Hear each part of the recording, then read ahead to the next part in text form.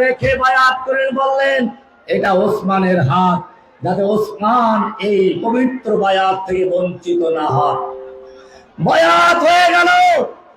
আল্লাহ নবীর সাহাবীরা কবিতা পড়তে লাগলেন, নাহানুল্লাযীনা বায়াউ মুহাম্মাদা আলাল জিহাদে মা বাকিনা আবাদা।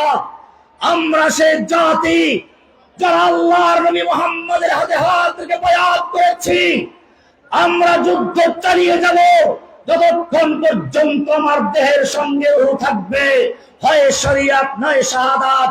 আল্লাহর জন্য জীবন বাজি, মরলে শহীদ বাঁচলে গাজী। এই স্লোগান নিয়ে যখন তারা মাঠে অবতীর্ণ হলেন, মক্কার লোকেরা ভয় পেয়ে গেল। এরপরে হুদায়বিয়ার সন্ধি হলো। ও মুসলিম জেনে রাখো, আজকে আমাদেরকে ভারত হুঙ্কার দেয়, ভারত থেকে একজনের মাঝে মধ্যে খবর ছড়ায়, চট করে ঢুকে পড়বে। আমরা বলি তুমি চট করে ঢুকে পড়ো। বিডিআর বিদ্রোহের নামে এদেশের সেনাবাহিনীকে, বিডিআরকে তুমি হত্যা করেছো, তার বিচার করে তোমাকে ফাঁসির মঞ্চে ঝুলে দেওয়ার জন্য এদেশের তাওহীদি জনতা অতন্ত্র প্রহরী অপেক্ষা করছে। তুমি চট করে ঢুকে পড়ো, তুমি চট করে ঢুকে পড়ো। শাপলা চত্বরে রাতের অন্ধকারে বাতি বন্ধ করে দিয়ে তাওহীদি জনতার রক্তে তুমি শাপলা চত্বর রঞ্জিত করেছিলে। তুমি চট করে ঢুকে পড়ো, তাওহীদি শাপলা চত্বরের জনতার বিচার করে, সেই শহীদ হত্যার বিচার করে তোমাকে ফাঁসির মঞ্চে ঝুলাবার জন্য দেশে ফাঁসির মঞ্চ তৈরি হয়েছে।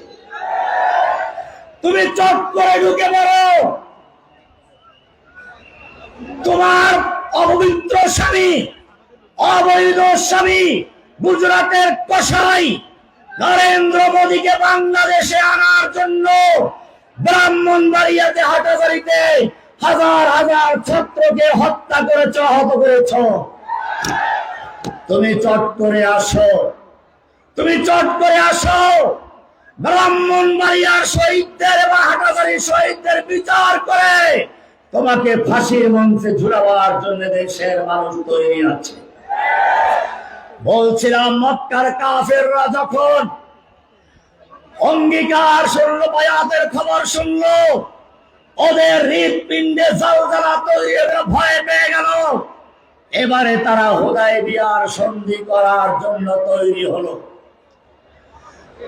এই খবর শুধুমাত্র মক্কা পর্যন্ত নয়, কোরআন হাদিস পড়ো, সাত আসমান ভেদ করে, লৌহ কলম ছেদ করে আল্লাহর আরশ পর্যন্ত বায়াতের খবর হয়ে গেছে।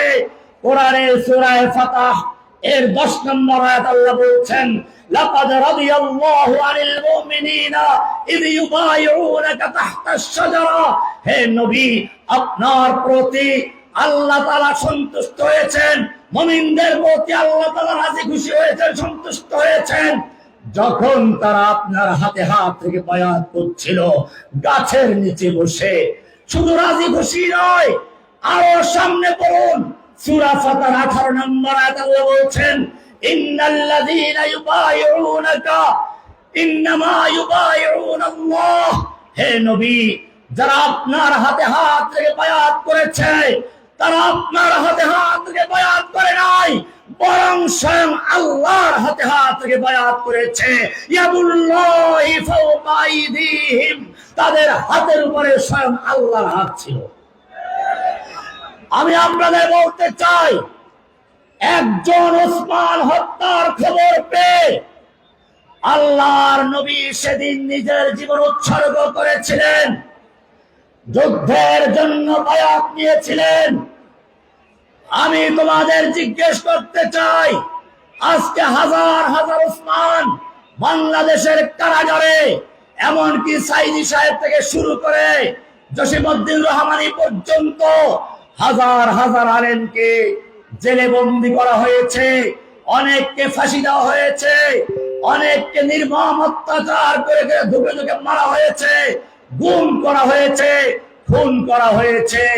এমনি ভাবে বিশ্বের বিভিন্ন প্রান্তে মানুষদেরকে অত্যাচার করা হচ্ছে, মুমিনদের হত্যা করা হচ্ছে। কোরআনের ভাষায় আহ্বান জানানো হচ্ছে, ওমা লাকুম লা তুকাতিলুনা ফি সাবিলিল্লাহ।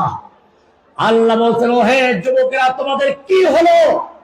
তোমরা লড়াই করছো না, আল্লাহর পথে যুদ্ধ করছো না, অথচ আল মুস্তাদাফিনা মিনার রিজালি ওয়ান নিসাই ওয়াল বিলদান, অসহায় শিশু, নারী, পুরুষ ফরিয়াদ করে বলছে, রব্বানা আখরিজনা মিন হাযিহিল ক্বরিয়াতিজ যালিমি আহলুহা।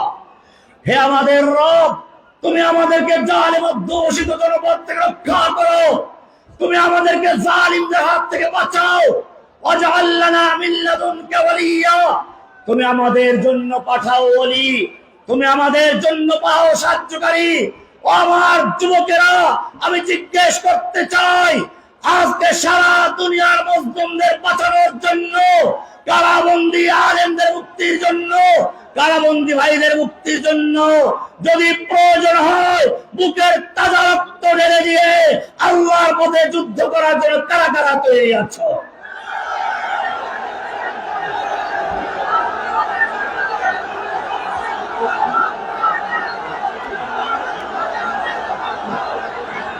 জেনে রাখবে, তোমার আমার চেয়ে তোমার আমার নবীর চেহারা অনেক সুন্দর ছিল। তোমার আমার রক্তের চেয়ে নবীর রক্ত অনেক পবিত্র ছিল। তোমার আমার নবী রাস্তায় চলতে গেলে মেঘ ছায়া দিত, পেশাব করতে গেলে খেজুর গাছ এসে আড়াল করে দিয়েছে। কোরআন পড়ো, আল্লাহর নবীর সামনে কেউ জোরে কথা বললে ওহী নাযিল হয়ে গেছে। লা তারফাউ আসওয়াতাকুম ফাওকা সাওতিন নবী, খবরদার নবীর আওয়াজের জোরে জোরে আওয়াজ করে কথা বলবি না। এমনটা যদি করো তাহলে জীবনের সমস্ত আমল বরবাদ হয়ে যাবে।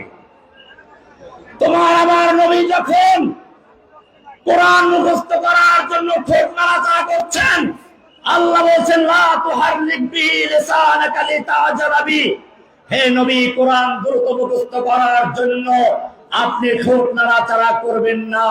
ইন্না আলাইনা জামাহু ওয়া কুরআনা, গোটা কোরআনকে নূর বানিয়ে আপনার সিনায় জমা করে দেওয়ার দায়িত্ব আমি আল্লাহ নিজে নিয়েছি। আমি জিজ্ঞেস করতে চাই, যেই নবীর জন্য আল্লাহর এত মায়া, সেই নবীকে যখন তায়েফের ময়দানে পাথর মারা হচ্ছিল, আল্লাহ দেখতে পাচ্ছিলেন কিনা? আল্লাহ ফিরাবার ক্ষমতা ছিল কিনা? ফিরিয়েছিলেন কিনা? কেন ফিরান নাই? সেখানে আমাদের পরিষ্কার হয়ে গেছে। আল্লাহ তাআলা শিক্ষা দিলেন, পরিষ্কার কোরআন বলছে, আম হাসিবতুম আন তাদখুলুল জান্নাহ, তোমরা কি মনে করেছো এমনিতে জান্নাতে ঢুকে পড়বে? ওয়ালাম্মা ইয়াতিকুম মাসালুল লাযিনা খালাউ মিন ক্বাবলিকুম, অথচ তোমাদের প্রতি আসবে না ওই সকল বিপদ আপদ মুসিবত যা এসেছিল তোমাদের আগের লোকদের প্রতি। মাসাতুমুল বাসা ওয়াদ দাররা ওয়া যুলজিলু হাত্তা ইয়াকুলার রাসূল ওয়াল লাযিনা আমানু মাআহু মাতা নাসরুল্লাহ। সুতরাং বুঝতে হবে, আল্লাহর নবীকে যখন রক্ত দিতে হয়েছে, সাহাবায়ে কেরামদের রক্ত দিতে হয়েছে, কিয়ামত পর্যন্ত যারা নবীওয়ালা কাজ করবে তাদেরকে রক্ত দিতে হবে। আমার ভাইয়েরা, আমি জিজ্ঞেস করতে চাই, বাংলার জমিনে আল্লাহর দ্বীনকে বিজয়ী করার জন্য যদি রাজপথে বুকের তাজা রক্ত ঢেলতে হয়, কে কে তৈরি আছো? লিল্লাহি তাকবীর।